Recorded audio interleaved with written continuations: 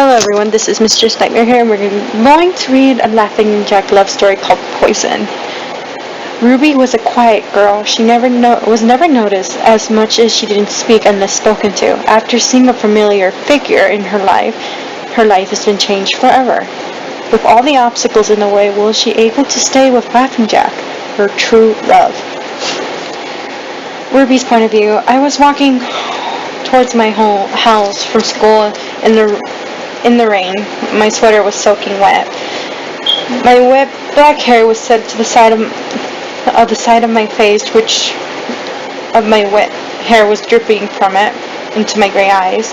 I just kept walking until I stopped in front of my house, about to go in, when I realized I left my keys inside this morning. I turned the knob unless my mom left the door unlocked, but no luck. I felt so stupid sitting there on the step, but I had no choice unless I wanted to kick down the door. I looked up in the gray sky and dreamed of the rain in a couple of minutes when I decided to take out my phone from my backpack and call my mom. "Ruby, is that you?" my mom said when picked up. "Yeah, I forgot my house key inside. I'm just sitting on the step in the rain. There's a spare key under the doormat, but when you're done put it back underneath the mat, okay?" As she said there was the key under the mat, I opened the door and stood out for a moment watching the rain fall from the sky when I saw something in the corner of my eye. I turned my head towards the object and I saw this tall figure with long arms. I didn't make out any features, but all I could see beyond the rain was the black and white stripes. I didn't think much of the person as I went inside and took a shower.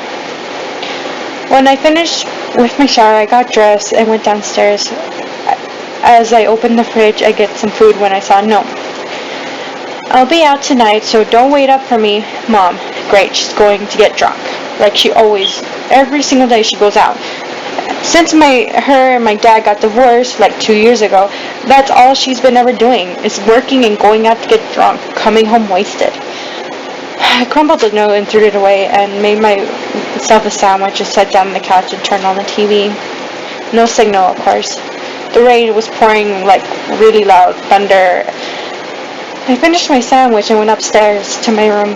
I looked out outside the street and I saw the figure again. I couldn't see any features, but I was able to see black hair, the same with the stripes.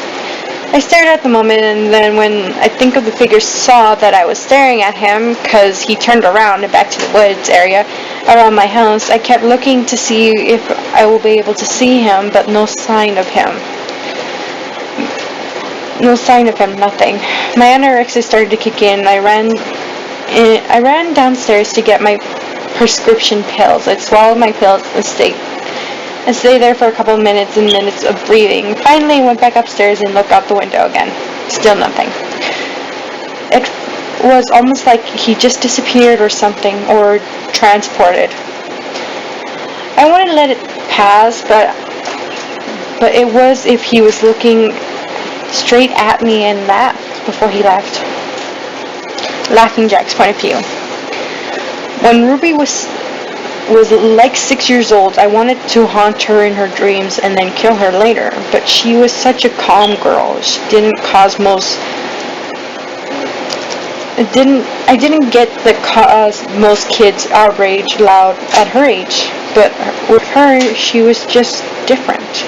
I could tell the difference. I just declined not to do that, but I visited her a couple of times, but I wanted to make sure she didn't see me. But now that she's 17, I couldn't help but think that she's the most beautiful person I ever seen. I'm glad I didn't kill her. I'm going to try to get to know her better. But I hope she doesn't think that I'm weird or because I look like a creepy clown.